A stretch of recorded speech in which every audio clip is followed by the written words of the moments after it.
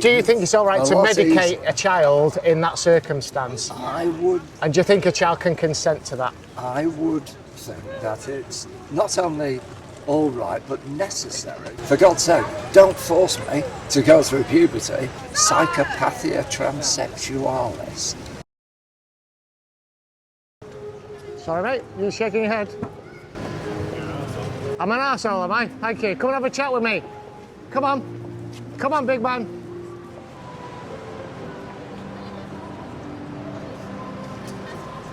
All right, mate. Hi. Yeah, okay. I'm French, so yeah. You, which side are you? What do you think? I think you rightist. I'm what, sorry? You rightist, no? I'm... Like, I mean, for you there's men and women. Yes, absolutely. That's immutable truth. And I agree. Yeah. That's all. I thought you might, yeah. You are brave to be here. What's it like in France? In France it's complicated. Right, okay. They are a bit crazy. Leftism are taking more and more place. Yeah. So it became crazy. Yeah, it's like that here, it really is. But there is a fight back. Yeah. I'm part of the fight back. Yeah, and there's other people doing this as well. Yeah. So I just come and have conversations and try and educate people, because a lot of your everyday people aren't aware of how crazy it is. Yeah. That top one, you can. It should take you straight to the YouTube channel. How long you stay here? I don't know. It's pretty. There's not that many conversations. People are too busy rushing round. So I've moved to a few different locations. Yeah. I might stay here half an hour and then see where we go from there. Yeah.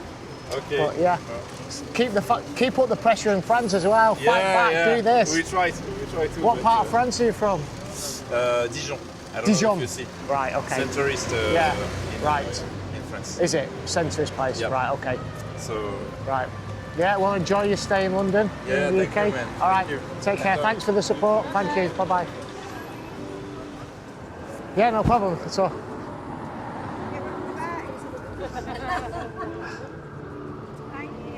If you scan that or follow Edge of the Matrix on YouTube, you'll see the kind of incidents that I get involved in. There's a lot of positive, but there is some negative, well, quite a bit of negative actually. But all right, thanks for the support, guys. Thank you.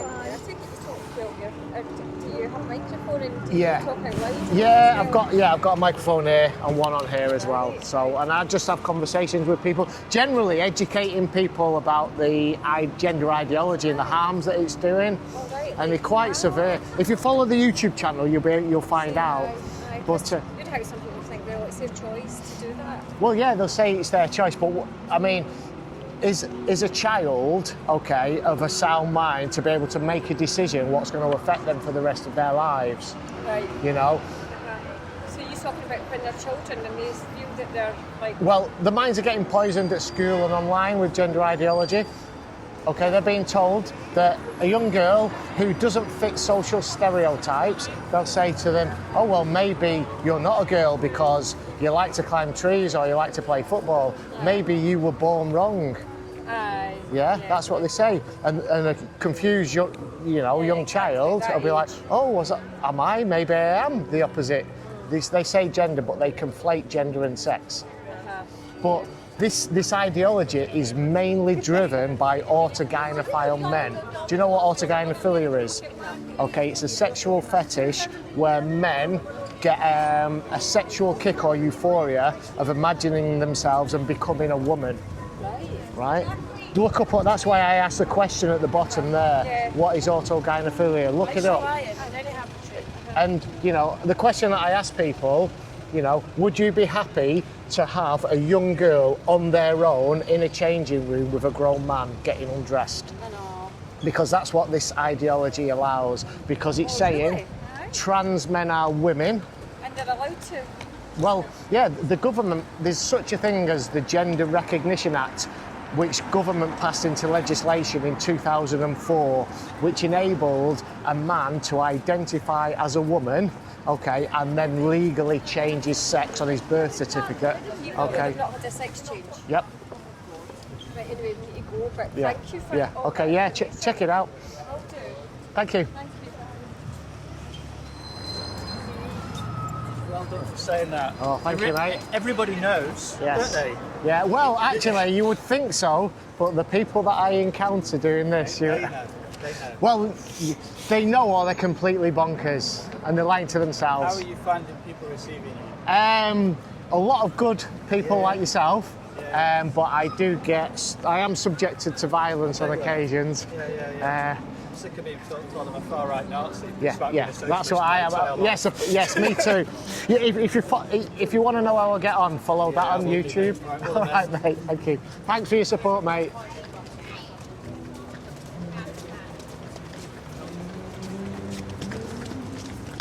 Right. Did you do that on purpose? She did.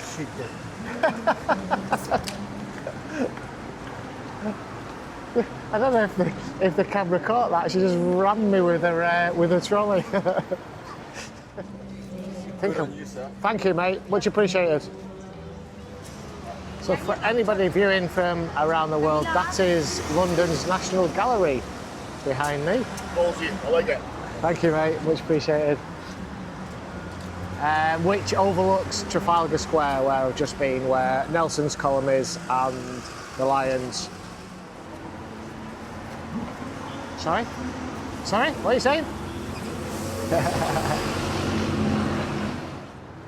Okay, guys, we've had a few interactions there, but it's just not happening really in central London. I think we need to go out to the more, progressive niche outskirts if we're ever gonna, engage any proper conversations. Everybody's busy doing the touristy thing here, which, of course, that's why most people come to central London. What I'm going to do now is head down to Buckingham Palace,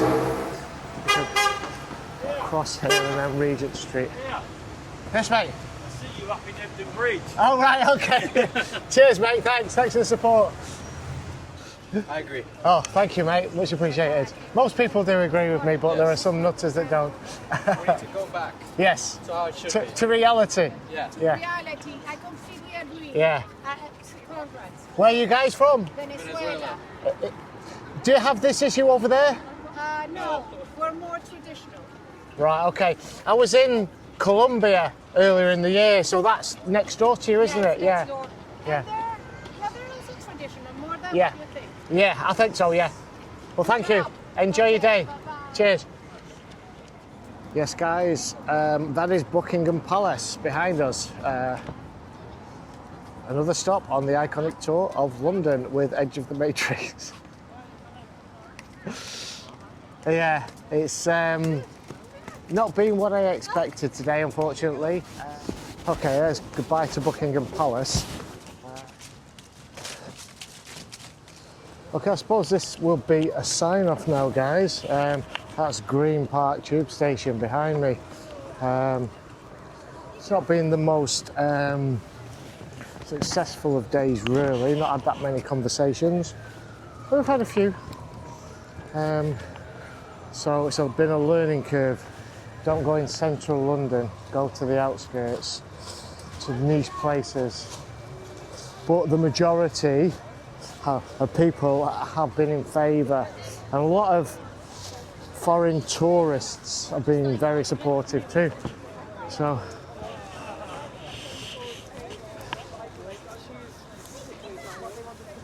right. Just naturally inquisitive, Yeah, it says trans women are men on it. doesn't it? Yes. What do you think about that? I wonder if it serves a useful purpose To what? to tell people this. To tell it? Oh, right. You think my time could be spent better in other ways? I don't know about your time. I just I wonder what effect it's likely to have. Right. If people see this message, Yeah. will they be better off for it? Will it improve the world or society or individual understanding in any way? don't they? I can't see a way. You can't. No, I can't myself see a benefit to telling people.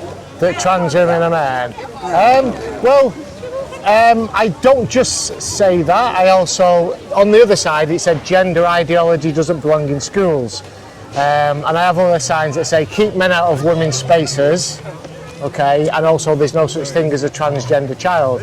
So the message that I give is about the harms of gender ideology and what it does to society, and particularly women and children. Are you aware of the harms that it does to them?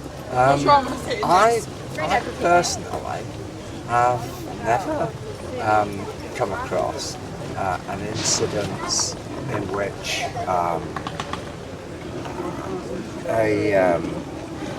anyone was harmed by offering appropriate medical treatment to people who may have a medical condition of that kind.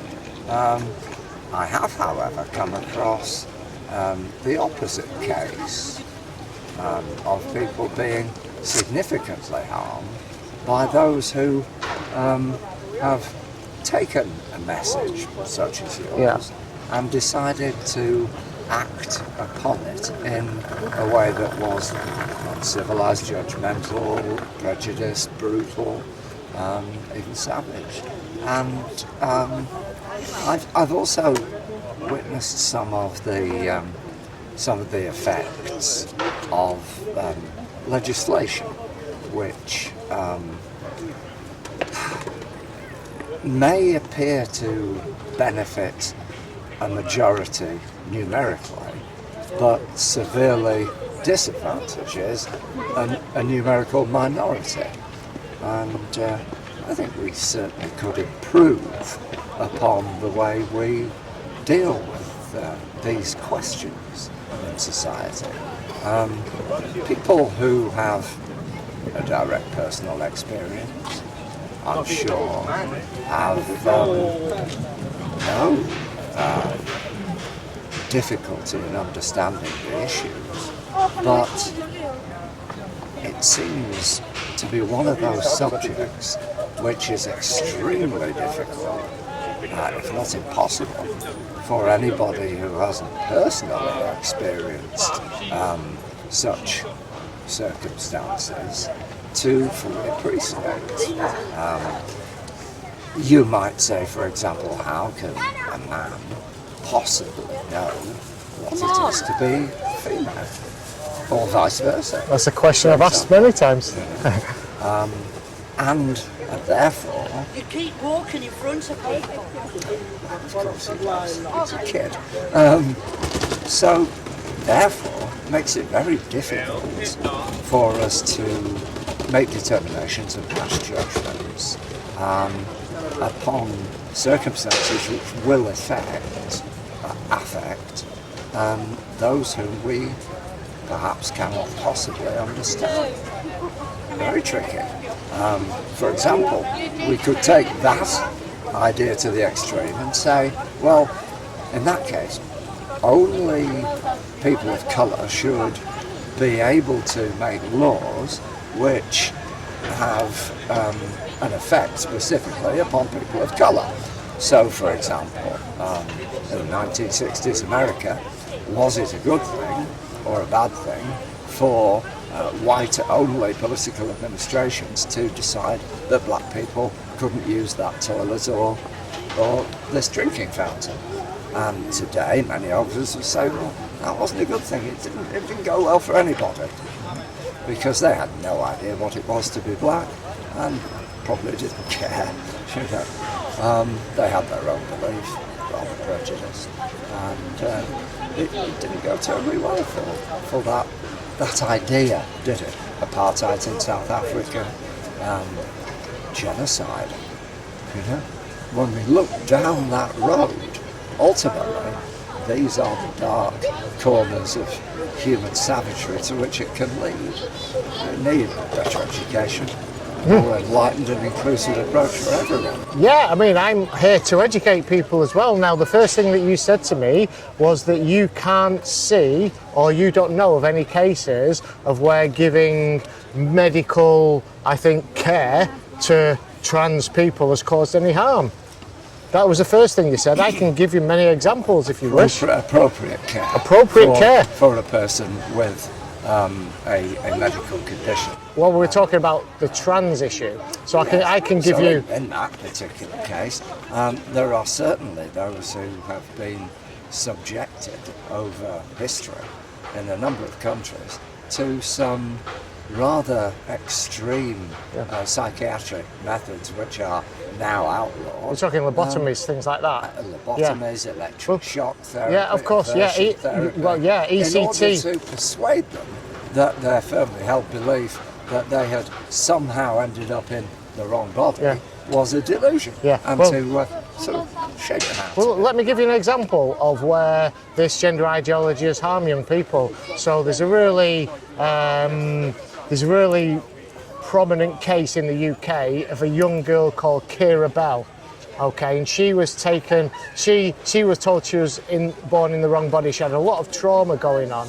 Okay, and they said, "Oh, maybe you're not a girl, you're a boy." So they put her on puberty blockers. I think she was at age 16 on puberty blockers, and then cross-sex hormones. That's a girl being put on testosterone. And then at age 18, they cut her breasts off. They give her a double mastectomy.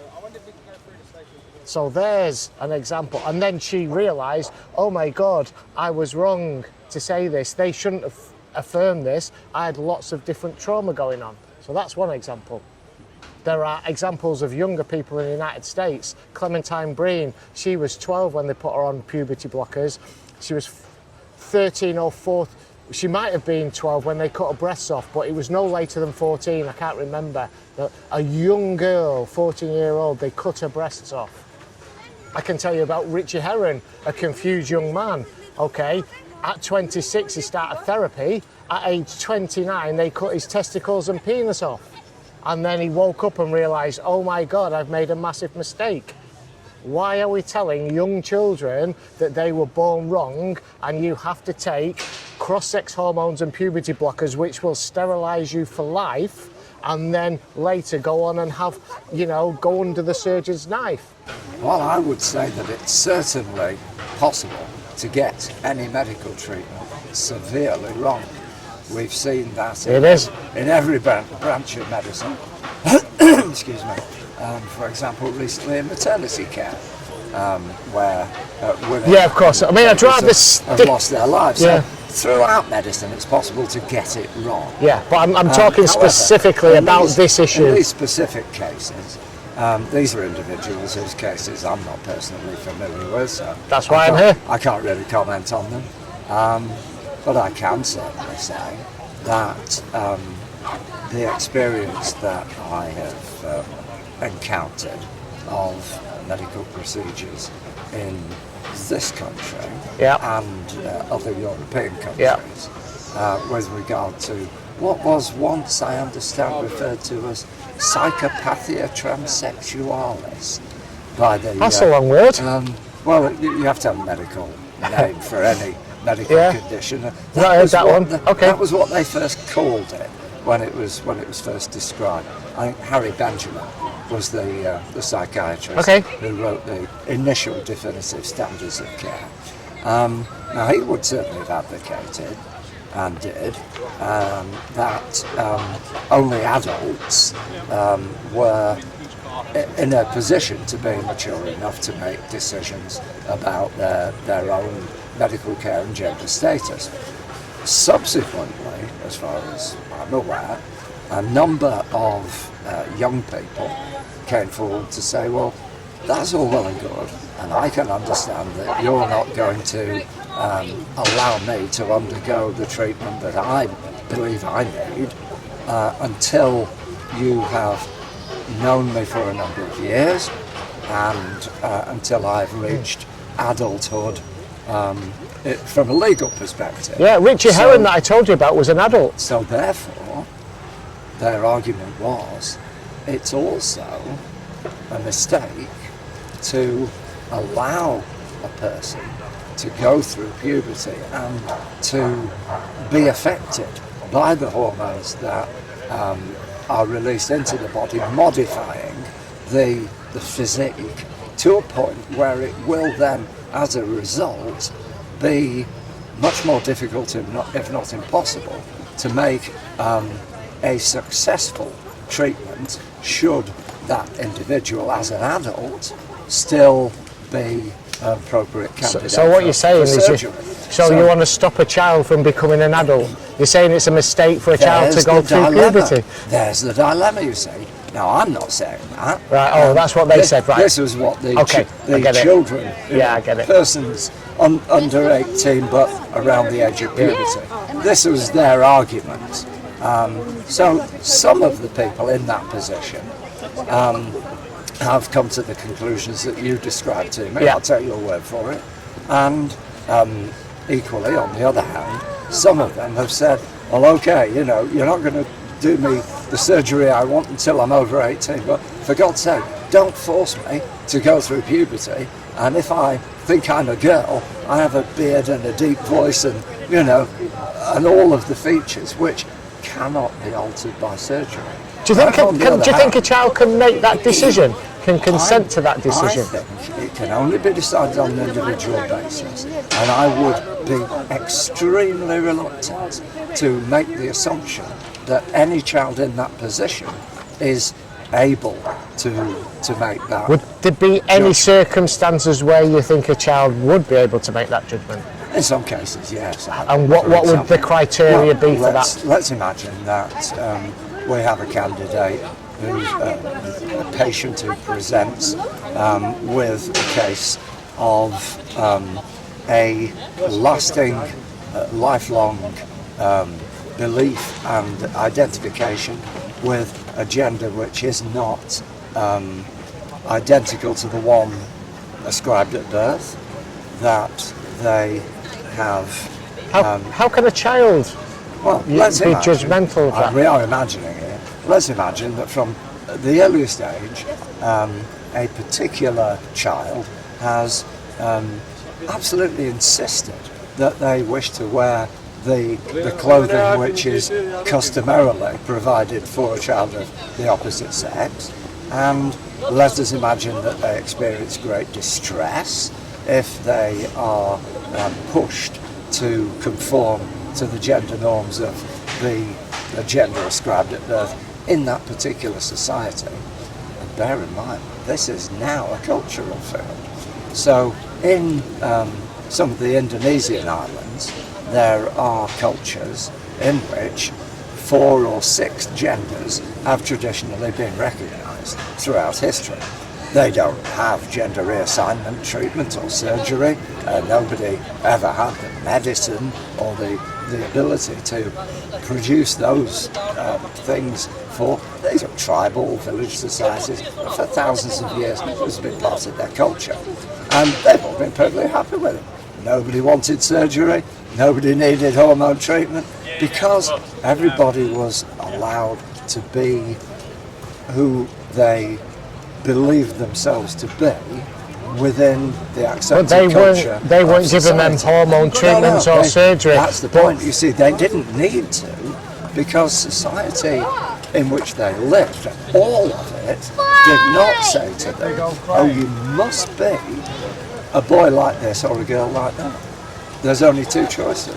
They were never told that. But so they had the chance to express themselves. We just slipped a little bit away from what we were talking about. We were talking about the kids. This is a dilemma. And we were talking about what criteria. Those were children in that situation. Yeah, but we went to abroad. Let's just stay in this country for 1 second. They needed to choose between one or the other in this country. Whereas in other societies, they didn't need to. So the problem never arose. But you were talking about kids that didn't conform to social stereotypes. Well, they didn't conform to our social stereotypes. No, we're talking about in this country. Yeah, you are, yes, but I'm talking about the whole of humanity. No, we were just having a conversation. Just having a conversation about what criteria you would say it would deem a young child to go through hormone therapy and surgery, and you said... A young child? Well, we're talking about a child. A child facing but you said, at the age of puberty. Hold on, let me get my point across. You said if they didn't conform to like the gender roles that society would expect, so that would be like a girl that wanted to climb trees or play football, or a boy that wanted to wear dresses and play with dolls. Would that be the criteria to put them on hormones? What criteria? Those are very superficial. Yeah, well, that's all you came up with. Examples. Give me some. No, you gave me those examples. That was a lot more general than that. Yes, but what criteria would a child have to meet for them to be given opposite sex hormones and surgery and puberty blockers? You can make one rule that applies to everybody. This is my point. Right, but in an individual case, you said you'd have to look at it and you could. So which have ones? to look at an individual case. Yeah. And the kind of thing which a team of appropriate medical professionals would look at would be the entire psychiatric and social and cultural history of that individual child. Yeah. Now, if for example, I'll just put this to you as a hypothetical example. Yeah. If, for example, a child in a society like ours, where it is currently fashionable to expect a boy to conform to certain standards of masculinity dictated by our culture, and a girl to conform to, the opposite, if you will. In a society like that, it would be much more likely for a child who did not clearly fit into either of those cultural expectations to feel that their role did not fit neatly in this or that category. So would you medicate that child? You would have to approach it from that point of view. Is it in fact the culture which is at fault? Now, do you think it's all right to medicate a child in that circumstance? I would. And do you think a child can consent to that? I would think that it's not only all right but necessary to treat a child by means of psychiatric monitoring, psychological treatment, therapy, if you will, all those two things. We're talking about medication, and from a social perspective. Well, now, let me give you some information you might not. You're talking about psychiatric. If a psychotherapist questions a child's gender identity, that is classed as conversion therapy, and they could get struck off for that. I suggest they should question it. Well, that's what you do when you give them psychotherapy. They should. We're not talking about psychotherapy. We're talking. That's what you just talked about. That's what you just said. I talked about psychiatric evaluation. That's what psychotherapy is. No, psychotherapy is when the psychiatrist acts with the patient to have an effect. Psychiatric analysis is when the psychiatrist is assessing the mental condition. Okay, right. Well, pardon me. So if somebody does a psychiatric analysis, that's classed as conversion therapy. Okay, and they could get struck off for that because they are now told to affirm a child's gender identity rather than question. Yes, I've never come across that. That is something that happens now, both in the UK and in the United States. It is even banned in some states of America. They call it conversion therapy. You were interested in the UK a moment ago. Yeah. So specifically, where in the UK is that the medical policy? I've just been talking. There's a group that's just been set up called Thoughtful Therapists. Okay, and this is a group set up of psychotherapists that say we need to do an analysis of the kids. There was a guy that's been struck off. His name escapes me at the moment, but they class it as conversion therapy, and they're not allowed. They'll get struck off for it. I think it's the UK psychiatric. That happens. Do you want me to look it up? You need to. I can't remember the exact one, but I can give you a name. Go and check for myself afterwards. I'll give you a name of a lady that I spoke to just yesterday actually, and she's a therapist. She gave a talk. Her name is Mary Gardner, okay, and she's a psychotherapist. She's part of a group called Thoughtful Therapists, and they're fighting back against. There was a memorandum of understanding which was signed, which said you have to affirm a child's identity. I think it's called the British Psychiatric Foundation or something like that. The name escapes me. I'm just wondering if there's, if this is a National Health Service policy. In which case I can do it. Which hospitals absolutely do it. It's across the board. It's across the board. Because the NHS is a completely captured organisation. So you're telling me, if I understood correctly, that the NHS is an organisation which is practising professional discrimination against therapists who don't follow an agenda of delivering treatment to children. Yes, it was predominantly done at the Tavistock Clinic, the Tavistock and Portman Clinic, and then it ended up getting. There was a bit of a scandal. It ended up getting closed down. They shut them down because of that. So they, I think, because of the questions. I think they. So that's not happening anymore, then, is it? Well, do you know what they've done? They closed that down, and then they set up regional centres instead. And there's regional centres all across the UK. Right, Great Ormond Street Hospital in London, Alder Hay Hospital up in Liverpool. There's one in Leeds. The name of it escapes me. How would you reconcile, on the one hand, the concern for the possibility that mistakes will be made in treating people under the age of 18, or over it for that matter? Yeah. With, on the other hand, the demand from people presenting as patients who... presenting as patients? Yes. Well, somebody comes along and says, look, I was born in the wrong body. This is awkward, but my life has been held because of this, and I want to find a way to fix it. So that's normally what happens when a patient presents. It means they go to a doctor and say, I think I've broken my leg, or whatever it is. So... Well, that's physical, isn't it? We're talking psychological, aren't we? Well, we are and we aren't. For example, there was a survey, a post-mortem survey, carried out in the early part of this century on the, so it's old news now, on the brains of, they had to wait for ages to get a sample until they got enough, 110, so that they got a suitable cross-section of society built up from people who had in some way altered or sought to alter the perception of their gender in society, people who are sometimes called transsexuals, for example, and people who had not, who had been, what we would say were normal male and female. When they got enough, and you've got to wait a long time, because you've got to wait till somebody signs a little form to say, I want to leave my body to science after I die. You can give my eyes to somebody who's blind, you can, give my, whatever, kidneys, liver, all that sort of thing, including the brain. So they got enough of them at this point, and they had the opportunity to do the closest post-mortem examination of the brain which can possibly be done. It involves freezing it, slicing it into millimetre slices, and doing the scans on it. Okay. So they analysed all of these brains, and they came out, I beg your pardon, no, I'm wrong, it was previous to 1992, it must have been, because that was when the legislation came in.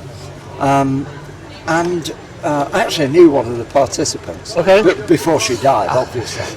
And nice lady, a member of the medical profession, be that as it may. The conclusion was, to everyone's surprise, that those people who had undergone gender reassignment treatment had the physical brain configuration. Oh, you know that the male and female brain is different physically. Right. It's not just psychological. There is actually a physical difference. Like there's a physical difference in other places. There is one in the brain. So you're saying there is a difference between men and women physically? Physically, the brain of the two is different. It was found that those who would be described as male to female transsexuals had the same feminine configuration of brain structure as what would be called cis female, or normal born woman, if you will, and vice versa with the men. Okay. So this was a huge revelation to medical science. What's the name of the study? The name of the study? Oh, goodness me. So I can look it up. So long ago. But I suppose it would be something like brain sex or gender differentiation by post-mortem brain examination. Yeah. One of these great long titles that you write on a paper, and everybody only reads the abstract. But anyway, it must have been published before 1992, because that was when the government conceded that, actually, we might have been wrong about, on the basis of that. So can a woman have a penis? Oh, it would be possible to construct something pretty close to a working penis for a person with a female body. But would that make them a woman? Sorry, would that make them a man? Oh, not on its own, no. No, okay. Not unless you think that the only thing that differentiates one gender from another is genitalia. So can a man get pregnant? Well, again, normally speaking, no. Okay. What about not normally speaking? I suppose one day anything might be possible. For a fetus to be implanted into the stomach of a genetic male, I suppose. I mean, it seems a bit extreme. Of course, it'd have to be delivered by cesarean, because the pelvic bone structure is different between male and female. So natural childbirth wouldn't be feasible. A lot of people have actually speculated that wouldn't that be a hell of a lesson for men if they had to go through that? Here's one for you then. If a man identifies as a woman, is it okay for him to enter sports against other women? Oh, I would say that in the case of sports, there should be different classes for people based upon their physical circumstances. What, like sex? I'm going to be... Are you going to be late? I'm going to be late for a meeting at the Belgian Embassy, and I'm going to have to cut along. I want to say, listen, thank you for... I think it must be that where you go? Oh, I don't know. Green Park, Buckingham Palace, somewhere over there. That's Buckingham Palace. That Well, it was great chatting to you. Thank you. What's your name? All the best. All right. You couldn't possibly tell me. I'll leave you with a question. Go on then, go on, give us a question. It was nice chatting anyway. What sex or gender do you think I am? What sex or gender do I think you are? Well, you come across as male to me. Very... I leave you to consider. You might be mistaken. Okay. Cheerio. Cheerio. Very interesting. Very interesting. Looking at that person, got wide hips. That wouldn't be Professor Stephen Whittle, would it?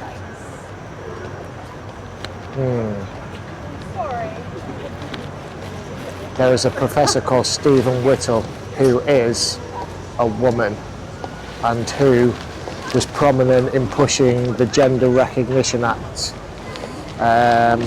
into legislation. Very interesting. Okay, so I am just leaving Marylebone Station. Now that last encounter has really got me thinking. I knew that guy or girl I've just been speaking to was fairly well educated. Of course, he or she was getting on in years, but I could see that he or she, I'll just call him a he, had something about him. You know, for somebody that old to be so clued up on the subject, and obviously was highly intelligent, you know. He kind of like schooled me on what psychotherapy was, or psychoevaluation, and then he was off to the Belgian Belgian Embassy. I think it was Belgian Embassy. But when he said, "Do you know what sex," or I can't remember if he said sex or gender I am, and I looked, and then he walked off, and then it looked like he had quite wider than normal hips for a man, so he could have been a she. Now there's the thing, women can pass as men a lot better than vice versa when they take the hormones. And obviously, because of the clothes that he was wearing as well, it was difficult to tell body shape and everything. But yeah, it really got me thinking. I wish I could have remembered the name as well of, I think it's the UK Psychiatric Organisation. I'll find it. But yeah, that was an unexpected meeting right at the end, and I'm quite pleased that that happened. It's really kind of got me thinking a little bit. So I'm going to sign off now, guys. It ended quite well. I didn't think I was going to get an in-depth conversation with anybody, but that was one of the better ones that I had. And it was a good conversationalist. You know, he knew how to carry a conversation and dictate it, going from one topic to the other. I mean, it's standard tactics, isn't it? You know, start on one thing and then wonder and wonder. And just, I wanted to let him talk a lot, but then I wanted him to question him or her as we went along, because it is obviously Project Let Them Speak. But yeah, it's just a weird encounter. He just appeared from nowhere and had all this knowledge. I was trying to evaluate him as I was speaking, because I'm thinking, why does this older guy, he must have been in an octogenarian, is that what they call it, 80s, even maybe 90s, you know. Wow, it was an encounter. I'm going to have a look back, obviously, at the video. But this is Westminster Magistrates Court. It's not far from here where my accommodation is, so I'm going to sign off from now, guys. I hope you enjoyed the video, and I'll see you again soon. Bye. Anyway. What sex or gender do you think I am? What sex or gender do I think you are?